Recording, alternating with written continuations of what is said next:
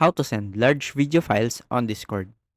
Hey guys, in today's video, I will show you how to send large video files on Discord without needing Nitro. This should be a quick video since it is easy, so if it helps you, make sure to leave a like and subscribe. And if you have any questions or suggestions, leave a comment down below. So let's jump straight into the video. I have here my Discord already open, and if we try to upload a large file in here, I will try to upload here my other tutorials. We can see that the Discord have a size limit, and we can see here that the maximum allowed file to be uploaded is 25 gig. You first have to be subscribed to Nitro to extend it to 500 gig capacity. So what we can do is go to the browser and search for imgur.com.